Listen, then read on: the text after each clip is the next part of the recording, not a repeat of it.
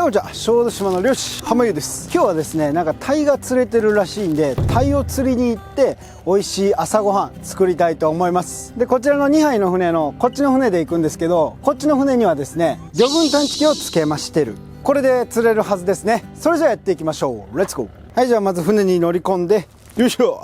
はい、じゃあエンジンかけていきます。チョークみたいなのを引っ張って、でこれで寒くてもエンジンがかかるはずで、チョークを閉じて OK。 じゃあ短期運転も完了したところで出港していきます。あ、ドライブ落としてた。危な、危ねえ。ドライブ上げてた。ドライブ上げてたらね、水循環しないんでエンジンが焼けちゃうんですよ。危ねえ。まあ多分エンジンが詰め濃いから大丈夫やと思うんやけど、このチェックミスは良くなかった。反省。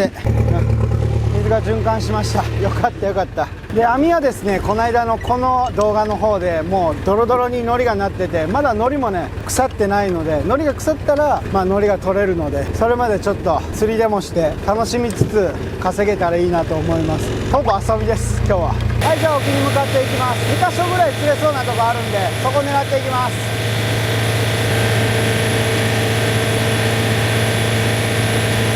じゃあここらで、見ていきましょう。こちらのですね魚群探知機、これの深度深さをですね下げたって、でこれで餌が出たとこ見てやっていきます。おお、これいいんじゃね。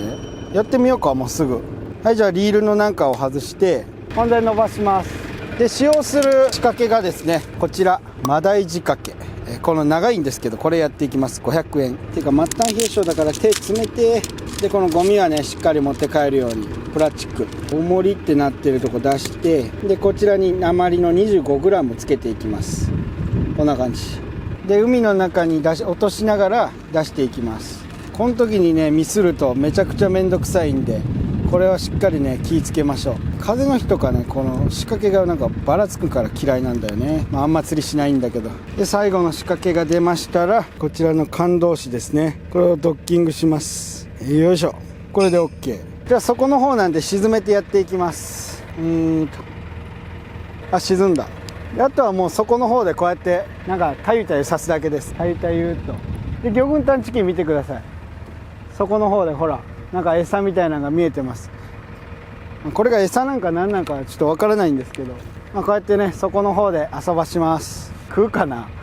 あれ、来てる来てる来てる。なんか食ってる。何これ早っ。入れて1分ぐらいです。ちっこいな。なんかでもあれもう来た。なんやろ。お、メバルだ。おお、小さいメバルゲット。池も開けてメバル外して生かしていきます。よいしょ。 OK。 ほんじゃまたこれ入れて、ほんでまた沈めて同じように釣る。じゃあちょっと選手交代で。ちょっと移動しよっか。はい、じゃあちょっと沖の方に移動したいと思います。船の数がえげつないですね。100杯はいます。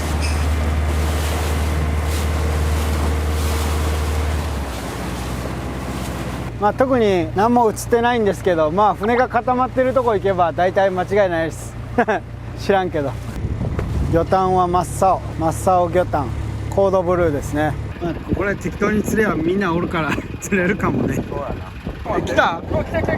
すげえすげえ、竿しなっとるでかいぞこれは。俺より先に釣られちゃった。何かな。はいやはいやはいやはいやはいや。おお、おめでとう。もう何も道具持ってきてないからね、手で外すしかない。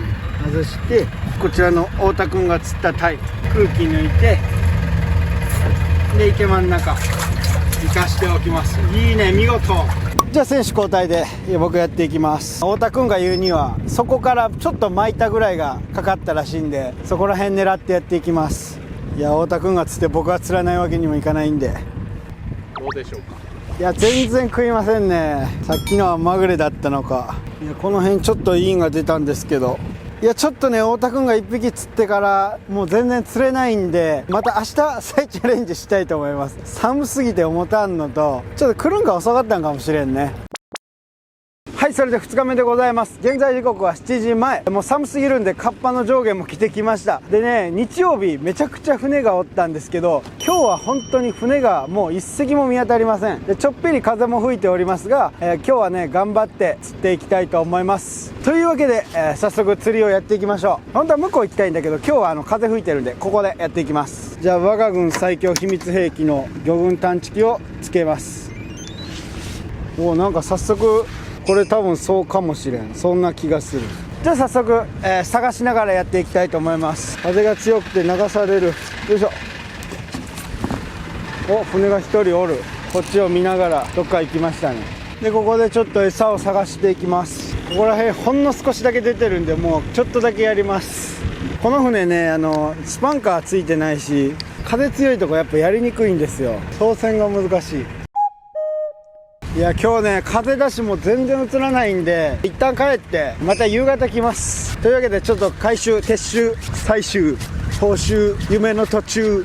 昨日、海苔のゴミを取るのに仕掛けた網を上げていきます。まあ海苔ゴミ取るためにやったから多分おらんやろうけど、そもそも網がめっちゃ汚れとるとおらんのですよね。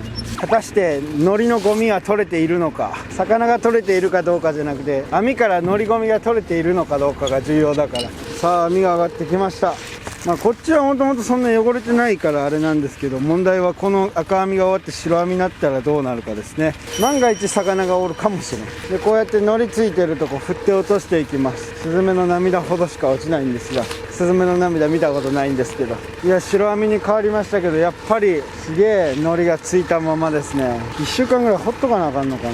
ちょうど潮が早い時やからいいんやけど。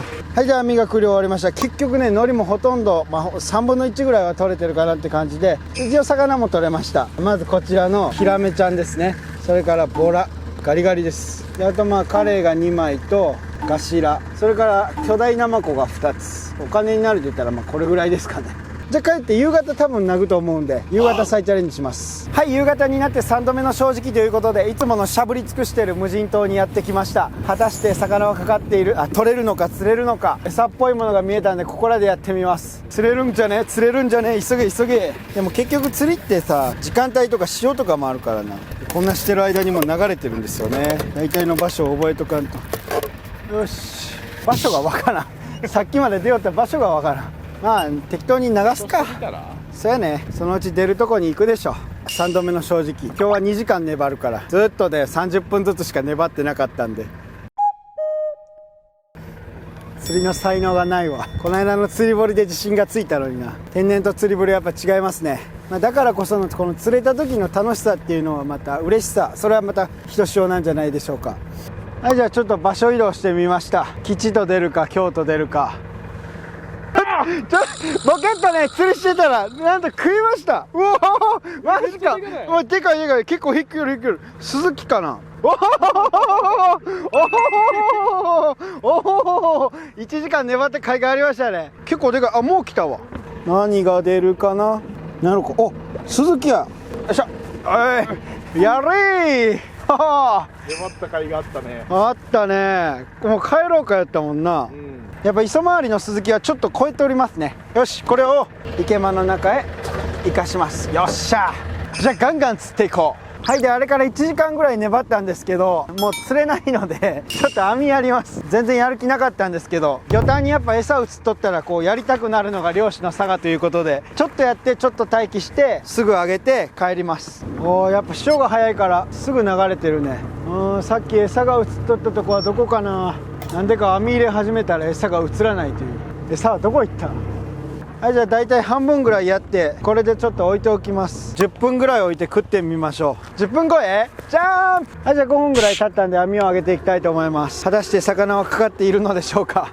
まあただ明るいからね、やっぱ明るい時ってあんま魚来にくいんですけど、どうなるかですよね。おお、来た。めっちゃウマヅラハギやった。よもやよもやだ。なんだ、鬼滅の刃か。あんま見てないんですけど、それだけ知っとる。取れるもんですね、こんな明るい時にちょっとしても。おお、またウマヅラハギゲット。やった、栄養数や。たまったら売るんですけど、やっぱ僕は網の方が楽しいな。まあ人それぞれだとは思うんですけど、タイガコンかな。タイガ今ね磯にかかってたんで、もしかしたら磯もんのまたウマヅラハギが来るかもというのは甘い考えだったようだ。いや、びしゃんこです。カッパ履いてないから当たり前なんですけど、もうあと帰って風呂入るだけなんで、23日して海苔が腐ったらちょっとねまたタイ狙って網やってみたいと思います。お、すげえ、タイだ。タイが来た。タイおるんやな。釣れんのに網やったらおる。僕は網の方がやっぱ才能がありますね。才能って言えるのかどうか、誰でも取れるだろうと思うかもしれないけど、こんなほんと5分置いただけなのにな。いや、これ多分マズメって言って暗くなる時にかけたら結構取れると思う。これはちょっと網が復活してからですね。おい、また来た。ウマヅラハギと。多分一番行くだけは取れないんで、鮮魚ボックスにでもして出したいと思います。お、またウマヅラハギ。おで、なんか来てるやん。またウマヅラハギ来てる。わあ、楽しい。楽しすぎる。やっぱ魚取れてら楽しいわ。もう僕は好きだね、取るのが。多分死ぬまで沖は行くんだろうなと思います。お、なんじゃこれ。でっか。でっかいメバルやな。でっかいメバル。ただこれ腹ぼてで卵持ってるんで、これはまた逃がします。網が海苔で汚れて漁やれてなかったんで、おったら楽しいわ。うはははは。釣りもやっぱ釣れたらおもろいけどな。才能がないのか、技術がないのか、経験がないのか、知識がないのか。昔からもっと釣りしてくればよかったな。いや、あれからは来ないですね。やっぱ餌出てないとこあんま魚いないのかな。夕焼け小焼けの赤とんぼ。おおおお、タイが2匹。すげえ。タイ2枚連続というか同時というか連続。俺の新章続々。イエー、カモンベイベー。はい、これで網繰りが終了です。楽しかった。で、今網こんだけおるんだったらやればいいじゃんと思うかもしれないんですけど、今潮がめちゃくちゃ早いんですよね。だから小潮までちょっと待たないといけない感じです。湾の中のね潮のとろいとこだったらできるんですけど。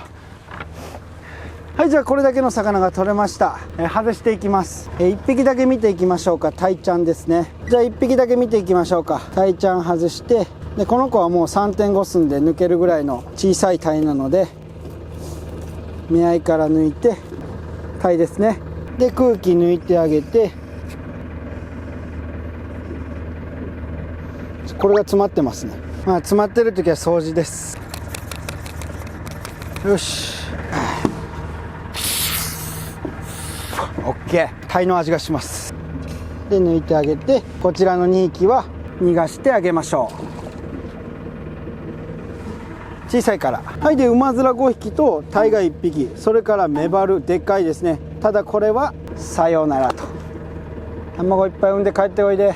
空気抜きます。空気抜かんとお腹パンパンになる。これでいけるかな。じゃあ卵いっぱい産んで帰っておいで。バイビー。で魚たちを生かして明日鮮魚ボックスに出します。はい、というわけで釣りが終わりました。全部で3匹釣れました。で明日は美味しいタイ料理で朝ごはんにしたいと思います。では、おはようございます。次の日になりました。じゃあ先に鮮魚ボックスやっていきます。それじゃあ池間の蓋を開けて、玉でメバルすくって、これ僕釣ったメバルですね。小さいんで逃がします。でヒラメとか、お魚たちをバックルボックスっていうボックスに入れて、でおこずは危険なので背びれの毒のあるトゲをねしっかりハサミで直近と切ります。で次にウマヅラハギを順に締めていって、背骨とエラですね。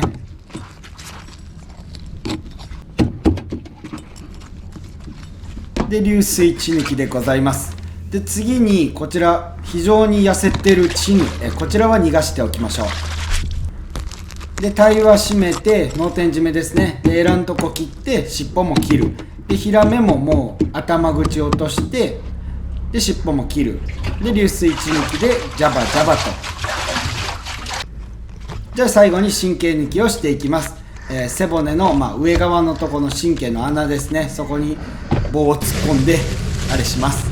じゃあ箱用意して、タイ、ウマヅラ、ヒラメ、ウマヅラ、追いつかないで、魚を並べたら、プチプチじゃなくて応船丸、僕の船の名前を載せて、で蓋をして、蓋じゃないんですけど氷入れて、で氷上側に積んで、氷はね上から下に冷気がいくんで、そうやって蓋をしてテープをやって、これオリーブテープですね。これで完成です。発送してきます。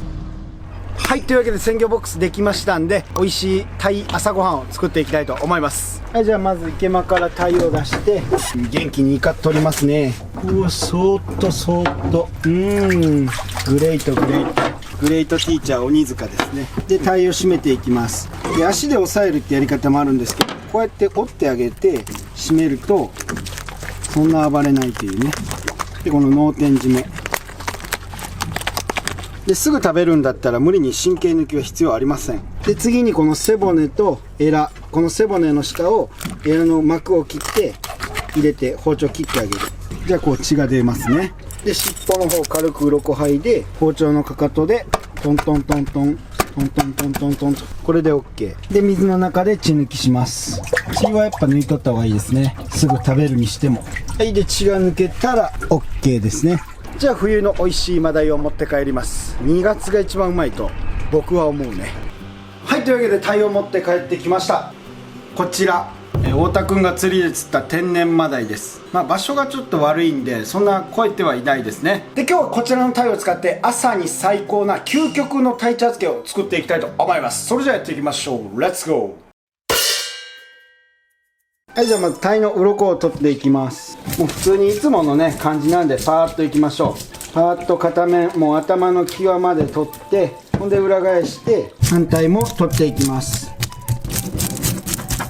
で軽く流したら最後にこの際ですね、際がよう残りやすいんで際だけ包丁でちょっとまさぐりましょう。こういうヒレの際ですね。はい、で鱗がきれいに取れたらシューッとベーン。はい、じゃあ次エラと頭と、このカマあたり取っていきます。ここ包丁入れて落としてで割っていきます。肩シューッとね。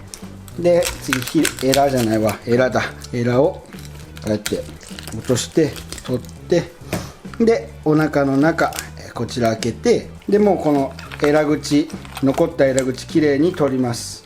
よし、こんな感じでこのままこの腹びれの下から包丁入れて、ここ斜めに落として、こっちも腹びれの下包丁入れて、で斜めに切る。斜めに切ったらクパッと折ってあげる。おお、まだ動いてる。おーい、元気だね。でこういうやっぱ身にパワーが残ってるから神経抜きしてあげるとね、パワーが伝わらなくて身のパワーが残るんですよ。だからこうやって動けたら使っちゃうってことですね。じゃあ次頭を割ります。この歯と歯の間に包丁を入れて、で包丁は斜めにカッカッカッと落としていきます。で最後まで落として、でクパーッと開く。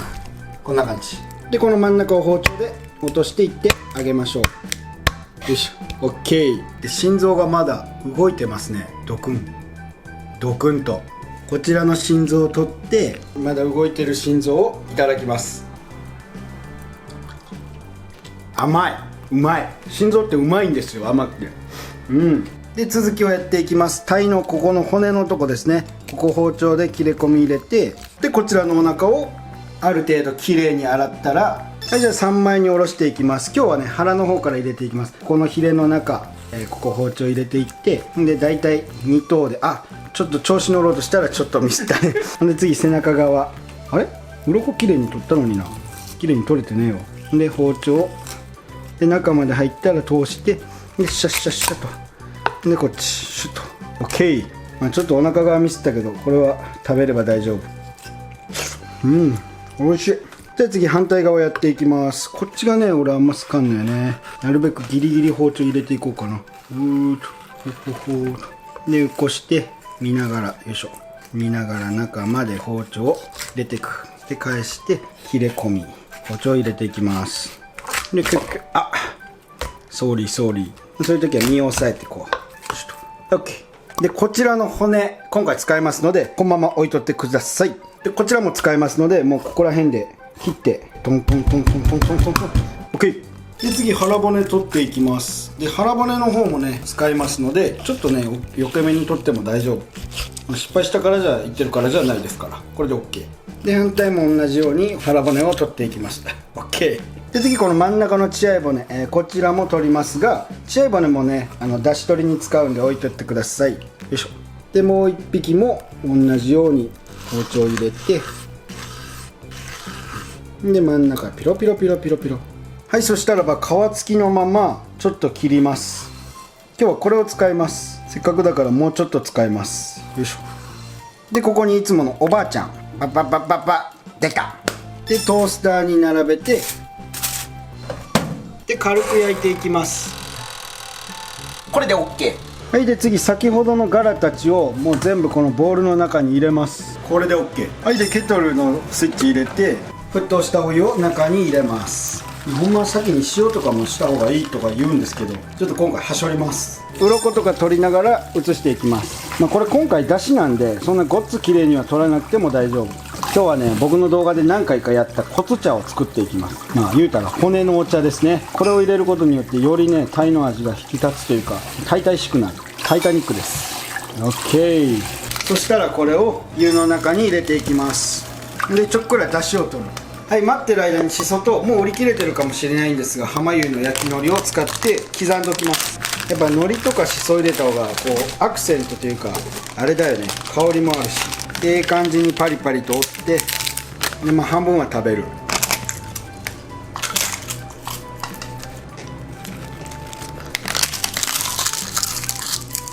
でまた折ります。でさらに折ります。折ります折ります、なんぼでも折ります。で切っていきます。で余った分は食べる。でしそももうハサミで切って、でええ感じに丸込めて、でこれも細めに切っておきやす。で残った分は別で使う。で30分ぐらいだしを取ってアクも取りました。そしたらば置いて急須を用意して、パッでここに伊右衛門、これなかったらどうしようかと思ったけど、なんかあったわ。ティーバッグだったで先に米継ぎます。どれにしよう。今日新品の米。今日新品の米炊きたてよ。こいつでいこう。で新品のしゃもじを使って新品の米継いでいきます。お茶漬けだから少々固まっとってもいいです。よし。でこんな感じで米が継げたら、次にこのままこの軽く焼いた鯛の塩焼きですね。だから中身ちょっと半生ぐらい、これをのせていきます。 OK。 はい、でこれにわさびものせて、で急須にこのこつ茶を注いでいきます。でこのまま入れると 100% こぼれるので、お玉に入れて入れていきます。これが究極のこつ茶です。みんなもお茶漬けの時やってみて。で蓋をしてちょっと散らします。はい、それじゃあ小通り。はい、というわけで完成しました浜湯特製究極のお茶漬け。こちらこつ茶、準備、薬味、それじゃあ宴を始めようか。はい、それじゃあいただきますからのゴールデンタイム。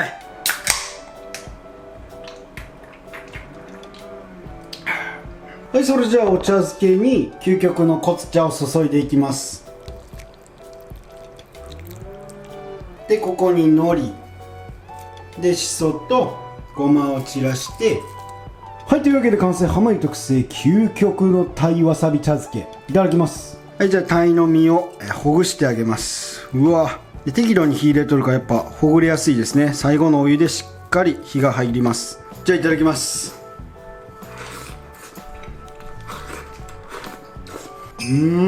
朝に最高のうまさ。調味料ね、塩だけなんですけど、骨の出汁がしっかり出てめちゃくちゃ優しい味わいがします。刺身の丼にお茶漬けした時でちょっとぬるくなるじゃないですか。そんなんもなくてあったかいまま美味しい。で海苔と人のアクセントも抜群ですね。めちゃくちゃうまい。マジでこの鯛とお茶漬けがうまい。鯛とお茶漬け、お茶漬けか。僕的にわさびもっと山盛り入れてもいいですね。あと醤油もあってもいいな醤油と塩もう少し入れた方が僕の好みではあります。それとわさび山盛りですね。いやマジでうまい。ビールも進む。こっちか。